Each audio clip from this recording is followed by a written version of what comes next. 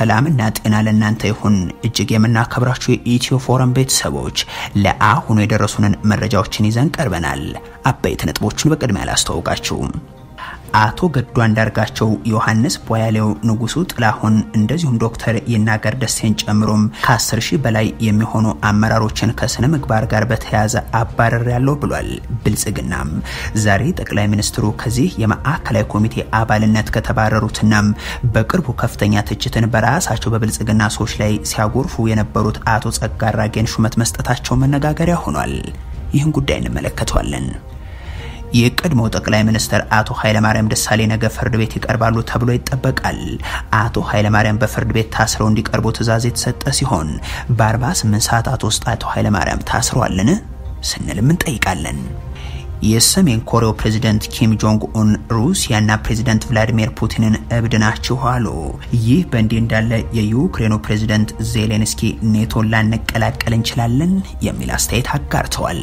ሰሙታላችሁ። ጠቅላይ ሚኒስትር አብይ አህመድ በጠላቶቻችን ላይ እንዝመታሉ። እንዴት? ዝርዝሩን ይዘናል። የኦነግ ሊቀመንበር ከቁም እስር ተፈቱ። በሌላ ዜና ደግሞ በዩክሬኑ ጦርነት የአሜሪካ የዜና ተቋም ጋዜጠኛ የነበሩ 2 ግለሰቦች መገደላቸው ተሰምቷል። ሁለቱን መረጃዎች ተሰማላችሁ።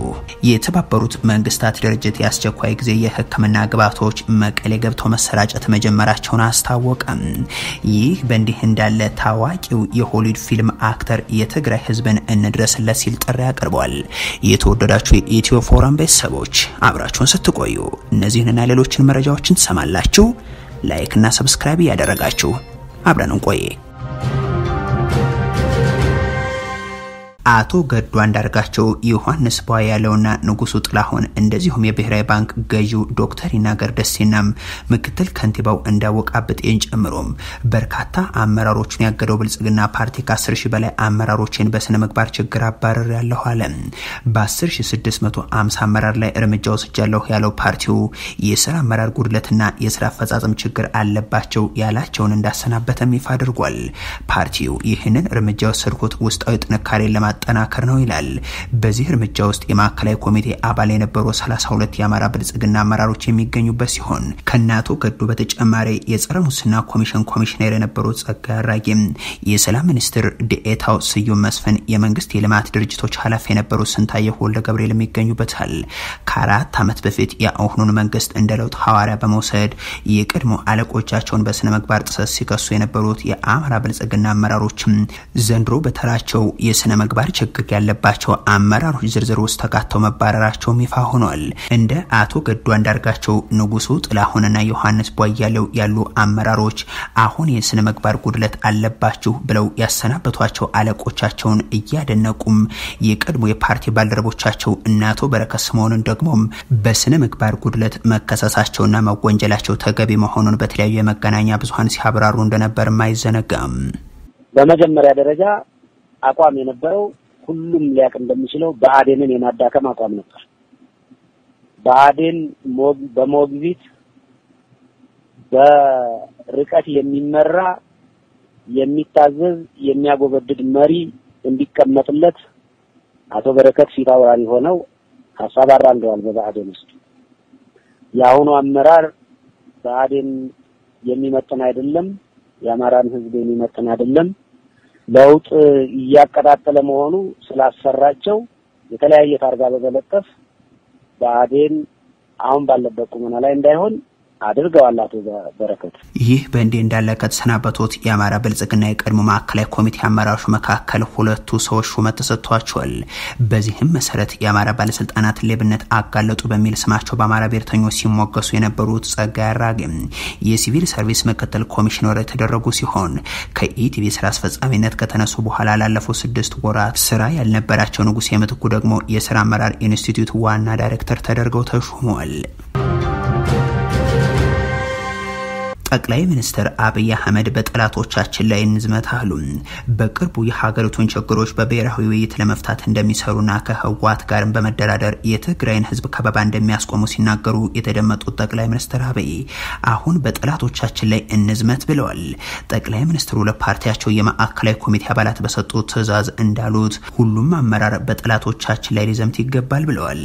በጠቅላይ ሚኒስትሩ ጠላቶቻችን ተብለው የተጠቀሱት ደግሞ መንግስታቸው ሽብርተኛ ያላቸው ህወሓትና እርሳቸው ሸኔ የሚሉት የኦሮሞ ነጻነት ሰራዊት ናቸው። በእነዚህ ላይ በጋራ መዝመት ይገባናል ሲሉም ከ200 ለሚልቁ የፓርቲው አመራሮች መመሪያ ሰጥተዋል።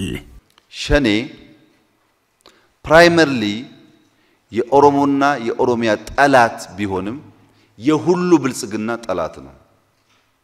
እያንዳንዱ ብልጽግና በጋራ ቆሞ የሚታገለው መሆን አለበት። ውስጥ እርስ በርሳችን የምንሻኮት የምንጠራጠር ሳይሆን ሊያፈርሰን የመጣ ጠላት መሆኑን አውቀን በጋራ መዋጋት አለብን። እኛ ስንዋጋው ህዝባችን አያጎሳቆልም። እኛ በጋራ ካልቆምንና ክፍተት ካገኘ ግን ይደረጃል። በጋራ ቆመን አንድ ሆነን ተናበን ተጋግዘን የምንዋጋው መሆን አለበት። ቲፒኤልኤፍም ሌላውም እንደዚሁ። የኦነግ ሊቀመንበር ከቁም እስር ተፈቱ። ሊቀመንበሩ ኦቦ ዳውድ ኢብሳ ከዓመት በኋላ ከቤታቸው ውጭ መታየታቸውም ተነግሯል። አቶ ዳውድ ዛሬ ከብሔራዊ ምርጫ ቦርድ ጋር ስብሰባ ለመቀመጥ ወደ ብሔራዊ ምርጫ ቦርድ አምርተው እንደነበር ከታማኝ ምንጮች የሰማው ብሏል ቢቢሲ። ከጥቂት ሳምንታት በፊት ከእስር ከተለቀቁ በኋላም ሁሉም የኦነግ አመራሮችን ፍቷቸው የሚል መልእክት አቶ ጀዋር መሐመድ ካስተላለፉ በኋላ የተወሰኑ ግለሰቦች የመፈታታቸው ዜናም እየተሰማ ነበር። የፓርቲው ቃል አቀባይ የነበሩ አቶ በቲዮርጌሳ በጠና ህመም ላይ ሆኖ በዋስ ተለቀዋል። ምንም እንኳን ቤተሰቦቻቸው በእጃችን ከሚሞት ብሎ ነው መንግስት የፈታቸው ቢሉም የኢትዮጵያ ብሔራዊ ምርጫ ቦርድ ከቀናት በፊት የኦነግ ረጅም ጊዜ ሊቀመንበር ኦቦ ዳውድ ኢብሳ አንድ ዓመት ለሚጠጋ ጊዜ ከቤታቸው እንዳይወጡ ተከልክለው በቁም እስር ላይ እንደቆዩ ባደረገው ማጣራት ማረጋገጡን ገልጾ ነበር። ይህንም ድርጊት ከህግ ውጭ መሆኑን በመጥቀስ በሊቀመንበሩ ላይ የተጣለው የመንቀሳቀስ ገደብ በአፋጣኝ እንዲነሳ ቦርዱ የፌዴራል ፖሊስ ኮሚሽንና ብሔራዊ መረጃና ደህንነት አገልግሎትን በደብዳቤ መጠየቁ ይታወሳል። የፓርቲው ስራ አስፈጻሚ ኮሚቴ አባል የሆኑትን ሚካኤል ቦረንና አብዲ ረጋሳን ጨምሮ ኬኔሳ አያና፣ ኮሎኔል ገመቹ አያና፣ ዳዊት አብደታና ለሚቤኛ በስር ላይ ይገኛሉ። የፖለቲከኞቹ ጠበቆች ደንበኞቻቸው በፍርድ ቤት በነጻ ቢለቀቁም ፖሊስ ነጻ ለማሰናበት ፈቃደኛ አይደለም ሲሉ ከዚህ በፊት ተናግረዋል። አቶ ዳውድ ኢብሳን ከቁም እስር መለቀቅ በተመለከተ ፓርቲያቸው እስካሁን በይፋ ያለው ነገር የለም። የቀድሞ ጠቅላይ ሚኒስትር አቶ ኃይለማርያም ደሳለኝ ነገ ፍርድ ቤት ይቀርባሉ ተብሎ ይጠበቃል። አቶ ኃይለማርያምን ጨምሮ በእርሳቸው ዘመን የካቢኔ አባል የነበሩ ሚኒስትሮችና ሌሎች ባለስልጣናትም ልደታ ከፍተኛ ፍርድ ቤት ይቀርባሉ ተብሎ እንደሚጠበቅ ኢትዮ ፎረም ሰምቷል። ባለስልጣናቱ ፍርድ ቤት የሚቀርቡት የቀድሞ ሜቴክ ዋና ዳይሬክተር ለነበሩት ብርጋዴር ጀነራል ክንፈ ዳኘው የመከላከያ ምስክር ሆነው ነው። አቶ ኃይለማርያምን አስሮ እንዲያቀርብ ካሁን በፊት ትዕዛዝ የተሰጠው የፌዴራል ፖሊስ ፈልጌ ላገኛቸው አልቻልኩም በማለት ሳያቀርባቸው እንደቆየ መዘገባችንም አይዘነጋም። ይሁን እንጂ የተከሳሽ ጠበቆች ካሁኑ ጠቅላይ ሚኒስትር ጋር በተለያዩ አካባቢዎች ሲንቀሳቀሱ እንደታዩ በመከራከር አጣኋቸው የሚለው ምላሽ አሳማኝ አይደለም በማለታቸው በድጋሚ የስር ማዘዣ ወጥቶባቸው ታስረው እንዲቀርቡ ፍርድ ቤቱ አዞ ነበር። ከዚህ በተጨማሪም መጥሪያውን ለጠቅላይ ሚኒስትር ጽህፈት ቤት ማድረሳቸውን ጠበቆቹ ለኢትዮ ፎረም ተናግረዋል። በተለመደው አሰራር በፍርድ ቤት ታስረው እንዲቀርቡ የሚታዘዝባቸው ሰዎች ከ48 ሰዓታት በፊት በፖሊስ ቁጥጥር ስር እንዲውሉ የሚደረግ ቢሆንም ይህንን ዜና እስካጠናቀርንበት ጊዜ ድረስ አቶ ኃይለማርያም ደሳለኝ አለመታሰራቸውን ግን አውቀናል።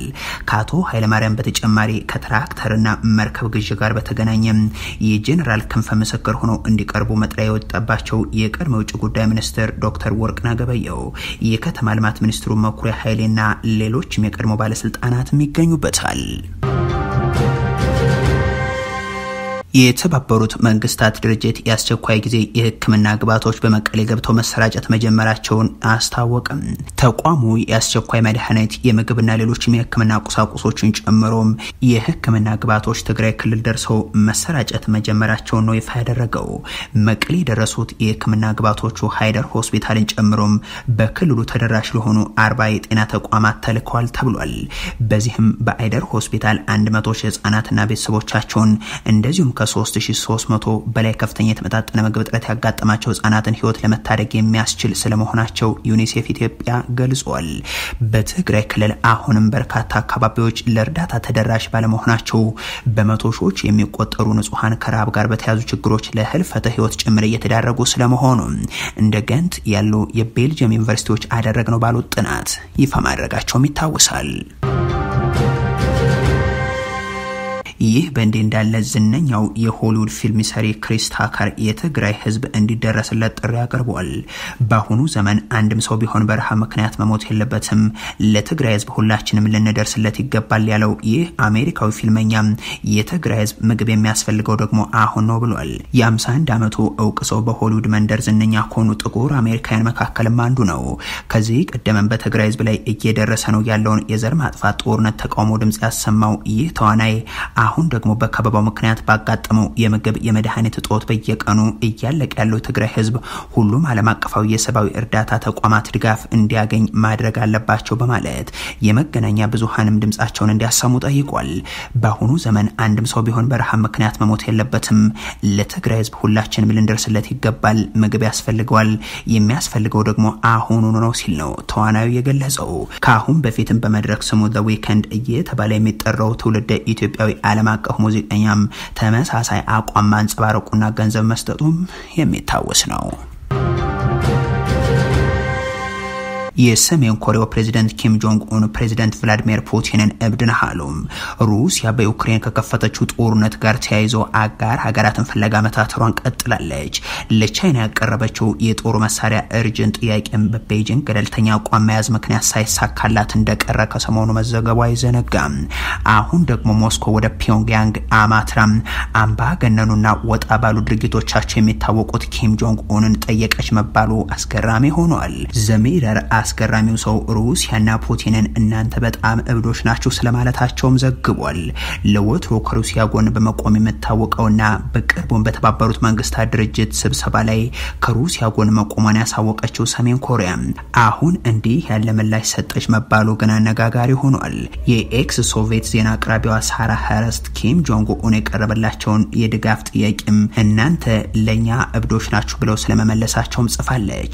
በጉዳዩ ላይ የተጠየቁት አንድ የሰሜን ኮሪያ አምባሳደር ግን ለዓለም ቀውስ ሁሉ ተጠያቂዋ አሜሪካ ናት የሚል ምላሽ ሰጥተዋል። በሌላ ዜና የዩክሬኑ ፕሬዝዳንት ዜሌንስኪ ኔቶን ላንቀላቀል እንደምንችል ማወቅ አለብን ሲሉ ተናግረዋል።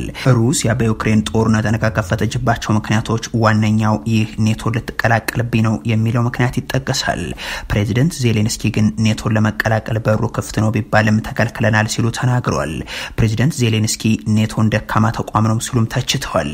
ዩክሬን የኔቶ አባል ለመሆን ያቀረበችው ጥያቄ ለሩሲያ ብሔራዊ ደህንነት ስጋት እንደሆነ በተደጋጋሚ ሲገለጽ ነበር። ኔቶ ግን በሁለቱ ሀገራት ጦርነት ውስጥ እንደማይገባ በዋና ጸሐፊው በኩል አስታውቋል። ኔቶ በሁለቱ ሀገራት ጦርነት ውስጥ እንደማይገባ ማሳወቁን ተከትሎም የዩክሬኑ ፕሬዝዳንት ቮሎዲሚር ዜሌንስኪ ኔቶን ደካማ ተቋም ነው ሲሉ መተቸታቸው ይታወሳል። ፕሬዝዳንቱ ይህን ያሉት ኔቶ በዩክሬን ቀጠና ከበረራ ነጻ ማድረግ አስቸጋሪ መሆኑን ከገለጸ በኋላም ነበር። አሁን ላይ የዩክሬን ህዝብ ይህንን ሀቅ በመረዳት በራሱ ላይና እየረዱት ባሉት ወዳጆቹ ላይ እየተማመነ በመሆኑም ኩራት እንደሚሰማቸውም ነው ፕሬዝዳንቱ የተናገሩት። ጋዜጠኞቹ ተገደሉ። በዩክሬን ለአሜሪካ ፎክስ ኒውስ ሲሰሩ የነበሩ ሁለት ጋዜጠኞች መገደላቸውንም ጣቢያው ይፋ አድርጓል። የ55 ዓመቱ የካሜራ ባለሙያ ፒየር ዛኮርዞስኪና የ24 ዓመቷ ኦሌክሳንደር ኩኩሽኖቫ ከኬቭ ወጣ ብሎ በሚገኘውና ሆረንካ በተባለ ስፍራ ተሽከርካሪያቸው ከተመታ በኋላ ነው ህይወታቸው ያለፈው። ከነርሱ ጋር የነበረው የ39 ዓመቱ ባልደረባቸው ቤንጃሚን ሃል ጉዳት ደርሶበት ሆስፒታል ገብቷል። የፎክስ ኒውስ ዋና ስራ አስፈጻሚ ሱዛን ስኮት ክስተቱ ለተቋማቸው ልብ የሚሰብር እንደሆነ ገልጸዋል። ስራ አስፈጻሚዋ የካሜራ ባለሙያው ዛኮርዞስኪ የጋዜጠኝነት ፍቅሩና ተሰጥኦ ተስተካካይ የማይገኝለት ነው ሲሉ ገልጸዋል። የፎክስ ኒውስ የብሔራዊ ደህንነት ዘጋቢ ጄኒፈር ግሪፍን ዩክሬን ውስጥ የተገደለው ዛኮርዞስኪ በሰፊው የሚታወቅና ዘገባ ለመስራት የጠለቀ መነሳሳት የነበረው ስትል ገልጸዋለች። ግሪፍን ከካሜራ ባለሙያው ጋር አብራ የተገደለችውን የ24 ዓመቷን ጋዜጠኛ ኩቭሽኖቫን ብሩህና አቅም ያላት ጋዜጠኛ ብላ አስታውሳታለች። የተሰማን ባዶነት በቃላት ሊገለጽ አይችልም ስትል ማከላለች። የአየርላንዱ ጠቅላይ ሚኒስትር ሚሼል ማርቲን የአየርላንድ ዜግነት ያላቸው ሁለቱ ጋዜጠኞች መገደላቸው በጣም እንዳሳዘናቸው ገልጸዋል። እነዚህ ሁለት ጋዜጠኞች ከመገደላቸው ከጥቂት ቀናት በፊት የ50 ዓመቱ አሜሪካዊ ጋዜጠኛ ብሬንት ሬናውድ ባለፈው እሁድ በኤርፒን ከተማ በጥይት ተመቶ መገደሉ ይታወሳል። እንደ ዩክሬን ፓርላማ የሰብአዊ መብት ኃላፊ ሉድሚን ዴኔሰባ ገለጻ ከሆነም በግጭቱ ሌሎች ሁለት የዩክሬን ዜግነት ያላቸው ጋዜጠኞችም ተገድለዋል። የተወደዳችሁ የኢትዮ ፎረም ቤተሰቦች ለአሁኑ ያሉን መረጃዎች እነዚህ ናቸው። መልካም ጊዜ ይሆንላችሁ።